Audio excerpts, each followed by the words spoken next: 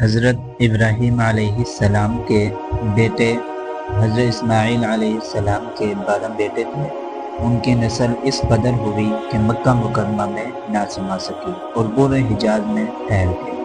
ان کے ایک بیٹے قیدار کی اولاد میں عدنان ہوئے۔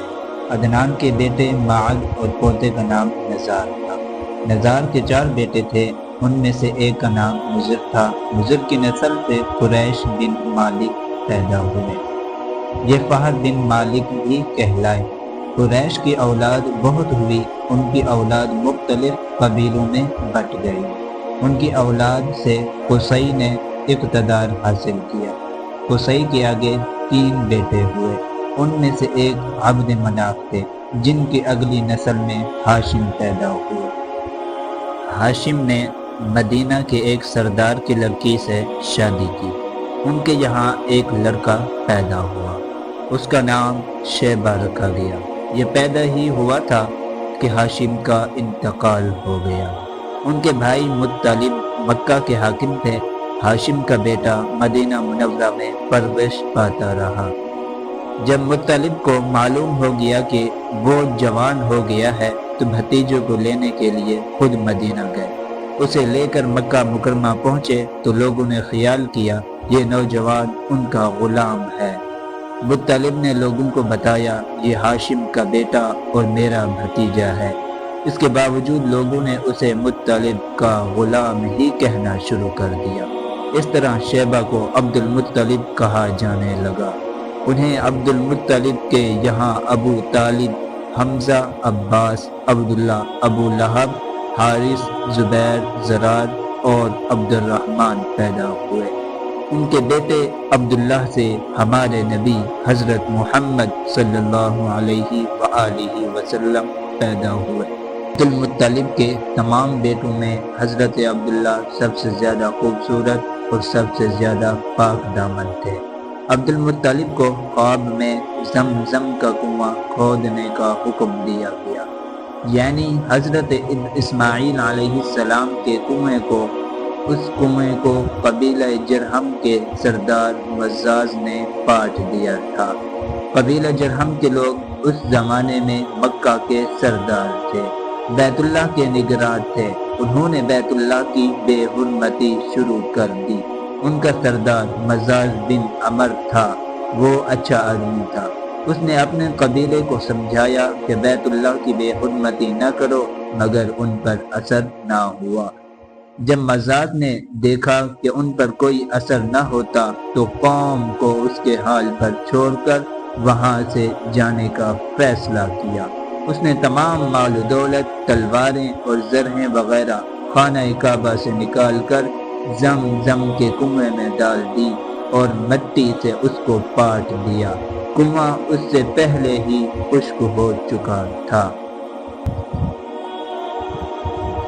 اب اس کا نام و نشان مٹ گیا۔ مدتوں یہ کنواں بند پڑا رہا۔ اس کے بعد بنو خزاعہ نے بنو جرہم کو وہاں سے مار بھگایا۔ بنو خزاعہ اور قصی کی سرداری کا زمانہ اسی حالت میں گزرا۔ کنواں بند رہا یہاں تک کہ قصی کے بعد عبد المطلب کا زمانہ آ گیا۔ انہوں نے خواب دیکھا۔ خواب میں انہیں زمزم کے کنویں کی جگہ دکھائی گئی اور اس کے کھودنے کا حکم دیا گیا۔ حضرت علی کرم اللہ وجہہ سے روایت ہے کہ حضرت عبد المطلب نے بتایا، میں حجر اسود کے مقام پر سو رہا تھا کہ میرے پاس ایک آنے والا آیا۔ اس نے مجھ سے کہا طیبہ کو کھودو۔ میں نے اس سے پوچھا طیبہ کیا ہے، مگر وہ کچھ بتائے بغیر چلا گیا۔ دوسری طرف رات پھر خواب وہی شخص آیا، کہنے لگا برہ کو کھودو۔ میں نے پوچھا برہ کیا ہے، وہ کچھ بتائے بغیر چلے گیا۔ تیسری رات میں اپنے بستر پر سو رہا تھا کہ پھر وہ شخص خواب میں آیا۔ اس نے کہا مظنونہ کو کھودو۔ میں نے پوچھا مظنونہ کیا ہے، وہ بتائے بغیر چلا گیا۔ اس سے اگلی رات میں پھر بستر پر سو رہا تھا کہ وہی شخص پھر آیا اور بولا زمزم کھودو۔ میں نے اس سے پوچھا زمزم کیا ہے۔ اس بار اس نے کہا زمزم وہ ہے جس کا پانی کبھی ختم نہیں ہوتا۔ جو حاجیوں کے بڑے بڑے مجموعوں کو سیراب کرتا ہے۔ عبد المطلب کہتے ہیں میں نے اس سے پوچھا یہ کنواں کس جگہ ہے؟ اس نے بتایا جہاں گندگی اور خون پڑا ہے اور کوا ٹھونگے مار رہا ہے۔ دوسرے دن حضرت عبد المطلب اپنے بیٹے حارث کے ساتھ وہاں گئے۔ اس وقت ان کے یہاں یہی ایک لڑکا تھا۔ انہوں نے دیکھا وہاں گندگی اور خون پڑا تھا اور ایک کوا ٹھونگے مار رہا تھا۔ اس جگہ کے دونوں طرف بت موجود تھے اور گندگی اور خون دراصل ان بتوں پر قربان کیے جانے والے جانوروں کا تھا۔ پوری نشانی مل گئی تو عبد المطلب کدال لے آئے اور کھدائی کے لیے تیار ہو گئے، لیکن اس وقت قریش وہاں آ پہنچے۔ انہوں نے کہا اللہ کی قسم ہم تمہیں یہاں کھدائی نہیں کرنے دیں گے، تم ہمارے ان دونوں بتوں کے درمیان کنواں کھودنا چاہتے ہو جہاں ہم ان کے لیے قربانیاں کرتے ہیں۔ عبد المطلب نے ان کی بات سن کر اپنے بیٹے حارث سے کہا تم ان لوگوں کو میرے قریب نہ آنے دو، میں کھدائی کا کام کرتا رہوں گا، اس لیے کہ مجھے جس کام کا حکم دیا گیا ہے میں اس کو ضرور پورا کروں گا۔ قریش نے جب دیکھا کہ وہ باز آنے والے نہیں تو رک گئے۔ آخر انہوں نے کھدائی شروع کر دی۔ جلد ہی کنویں کے آثار نظر آنے لگے۔ یہ دیکھ کر انہوں نے اللہ اکبر کا نعرہ لگایا اور پکار اٹھے یہ دیکھو یہ اسماعیل علیہ السلام کی تعمیر ہے۔ جب قریش نے یہ دیکھا کہ انہوں نے کنواں تلاش کر لیا تو ان کے پاس آ گئے اور کہنے لگے عبد المطلب اللہ کی قسم یہ ہمارے باپ اسماعیل علیہ السلام کا کنواں ہے اور اس پر ہمارا بھی حق ہے، اس لیے ہم اس میں تمہارے شریک ہوں گے۔ یہ سن کر عبد المطلب نے کہا میں تمہیں اس میں شریک نہیں کر سکتا، یہ مجھ اکیلے کا کام ہے۔ اس پر قریش نے کہا تب پھر اس معاملے میں ہم تم سے جھگڑا کریں گے۔ عبد المطلب بولے کسی سے فیصلہ کروا لو۔ انہوں نے بنو سعد ابن حزیم کی کاہنہ سے فیصلہ کرانا منظور کیا۔ یہ کاہنہ ملک شام کے بالائی علاقے میں رہتی تھی۔